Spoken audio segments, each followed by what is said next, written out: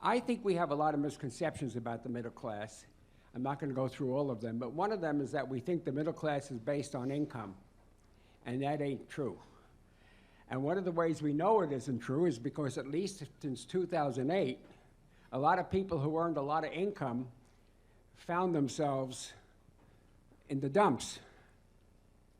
And that took place for 15 years before and during the Depression, so that in 1938, a writer named Louis Corey wrote a book called The Crisis of the Middle Class, 1938. And it became a bestseller for about 3 weeks. But it was on the list. And the thing that's interesting about it is that Corey had a definition which I think still works, and I'm going to say it. The middle class are people who either have an independent professional or property basis to the economy. That's one definition of the middle class. There's also a second definition, which I think is less understood, which is a cultural middle class. We have a cultural middle class in the United States, and that cultural middle class are people who actually go to the opera and go to concerts, are interested in literature, are interested in read the New York Review of Books and so on. But they're not the same people always, but generally speaking, they coincide. Now, the only group of salaried people who are genuinely of the middle class are the managers. Plumbers who may make more than managers, and often do, they're working class. And especially in construction, you can make a lot of money, and you're not middle class. What you find is your job is over and you're over until you find another job. So we got to be very careful about it. The lost middle class at this point is one that is very well being rehearsed in the presidential campaign. But I would argue that Bernie Sanders, notwithstanding, none of them really have a clear idea of what the middle class is and what the middle class isn't. Most of us are working class. And we have to really come to terms with that. If you're a contractor or a freelancer, you may be in the cultural middle class, but you're not in the economic middle class. You're a contingent, precarious worker.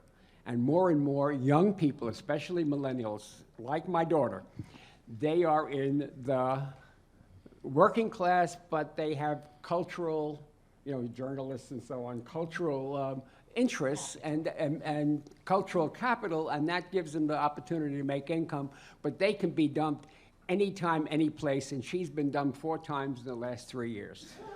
Well, yeah. It's true. She got her first permanent job, and they dumped her recently.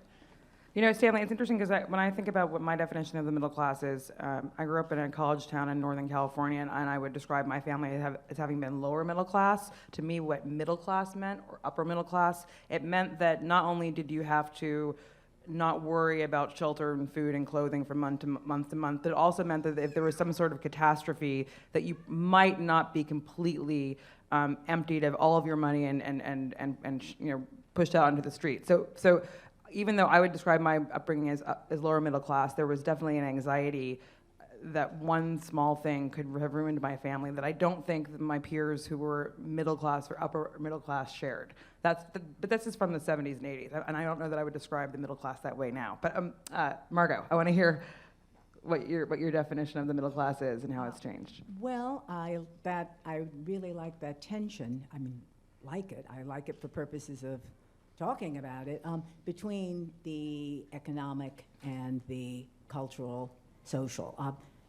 Politicians are able to obsess with this phrase, we have to protect the rights of the middle class, because they know middle classness, particularly qualified by lower, middle, and upper, is very much a state of mind. And by that I mean needs, assumptions, conventions, snobberies, aspirations, anxieties, all, sheltered by your income, your neighborhood, et cetera, geography. Everybody, they know that everyone in America would rather think of themselves as middle class in some way because some level of security and privilege are implied. even, you know, at least inside your head, even if you're scrimping by.